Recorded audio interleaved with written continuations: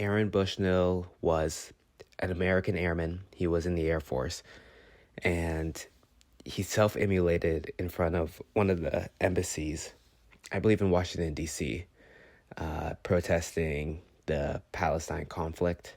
He went on a long rant. I shouldn't say rant, but he basically posted a lot of his political opinions right before he self-immolated live on live stream. I'm going to read some of the words from his post right before that. I've been thinking about them a lot lately, and mostly about radical imagination.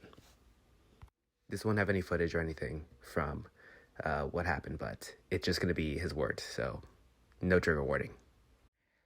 I've realized that a lot of the difference between me and my less radical friends is that they are less capable of imagining a better world than I am. I follow YouTubers like Andrewism that fill my head with concrete images of free, post-scarcity communities, and it makes me so much more prepared to reject things about the current world, because I've imagined how things could be, and that helps me see how extremely bullshit things are right now. What I'm trying to say is, it is so important to imagine a better world. Let your thoughts run wild with idealistic dreams of what the world should look like, and let the pain and anger at how it's not the way flow through you. Let it free your mind and fuel your rage against the machine. It's not too late for you or anyone. We can have the world of our dreams tomorrow, but we have to be willing to fight today. So, I don't even know who Andrewism is, but I really do like his idea of this radical imagination, and how a lot of the times we believe that things the way they are because that's how they've always been, and that's how they'll always be. And I really like that he challenged this notion. And obviously, his actions backed up his ideals. He believed in something and he did something about it. And I respect that a lot. But I don't even know who Andrewism is. I've never seen Andrewism video or have heard of them before. But I do know, like, the general idea. A lot of, like, leftist thinkers who have imagined a better world that is possible. I really like post-scarcity communities. I think that, this, like, a lot of scarcity is manufactured, especially, like, with how much production we're able to provide, with the technological advancements, and there's people still dying of starvation. Like, scarcity is very much a manufactured thing. And I think, like, to have rich people, you have to have poor people. In order to keep people subservient and working hard, like, scarcity is more or less manufactured. But this isn't like this isn't gonna be like it is an ideological video, but this is mostly about like radical imagination. And also, I think that self-love can also be very radical, in a world where a lot of the times it only promotes a certain type of body standard. Like, it poses an impossible ideal of like what a person should look like, what a person should act like. So self-love, I believe, is also can be very radical, but that's kind of neither here nor there. I think that imagining a better world is so important, and that, like, these like revolutionary acts, it's not just about like violence everywhere, killing your masters, violent imagery and guillotines. A lot of times it can really just be as simple as imagining a better world.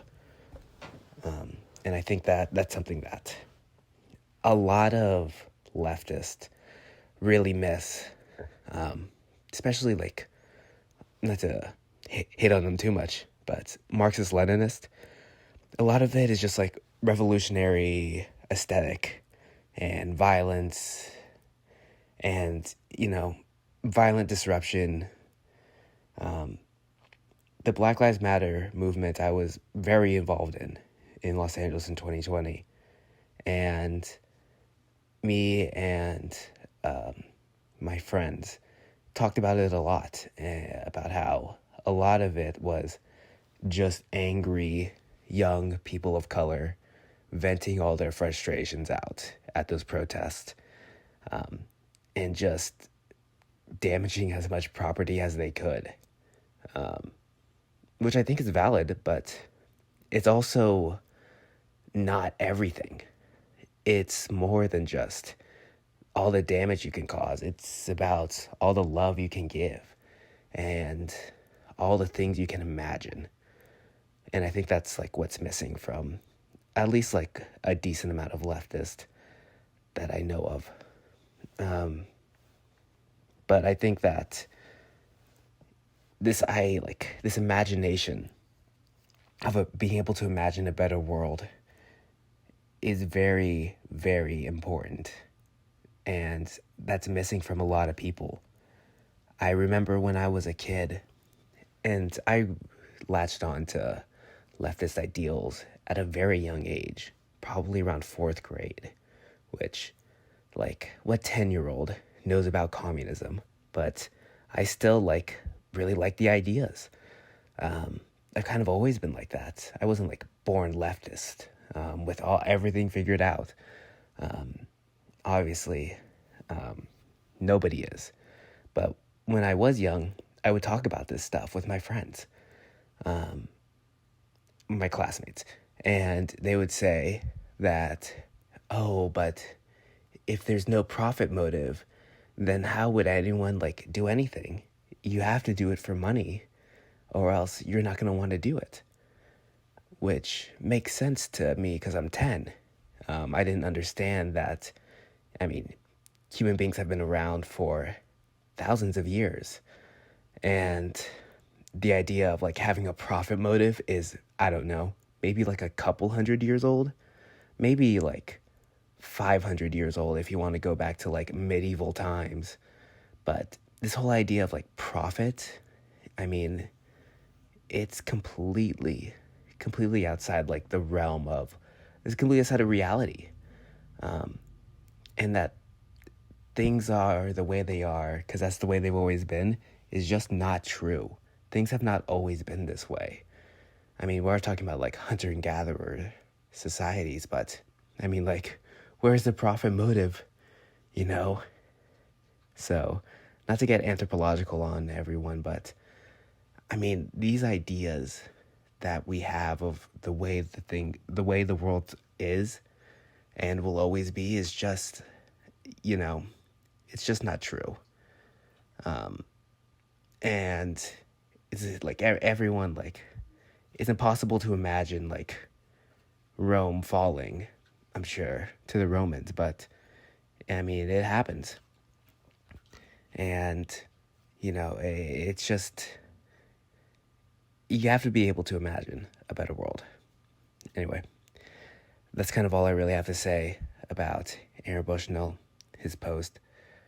I've really been thinking about this a lot lately. I don't know. I just woke up this morning and I've seen this post 5 days ago, but it just kind of stuck with me. Anyway, that's all I'm really going to talk about that. As far as the actual lift goes, I believe, I was doing some squats. I did 225. I did those for 10 for a few sets. And then I went to 275. I did 4 of those. I think I went up to 295 and I did just 1. I actually lowered the camera angle so I could see it better, making sure I was getting the depth. And then I went back to 225 and I did a set of 10. I did Romanian deadlifts. I feel like those are really killer today. I felt it in my back as well because I had a back day yesterday. But yeah, those Romanian deadlifts, I was feeling in my back after the second set. third set, fourth set, It really was tiresome. And then I did these side plank leg lifts, which I corrected my form a couple times. I was like leaning too far forward. So I made sure to like lean more on the side while I'm doing them. But yeah, overall, it was a pretty decent lift. I finished off with like single-legged squats, and that was like the perfect way for me to like finish myself off. My quads were absolutely burning by the end. So yeah, I think that's all really what I have to say. I worked a 12-hour shift. Very tired right now. Yeah. I'm sure you can hear it in my voice. I got 3 more days in a row. So yeah, that's kind of all I really got. Tomorrow's going to be a push day. And then it's going to be... Oh, man. What is...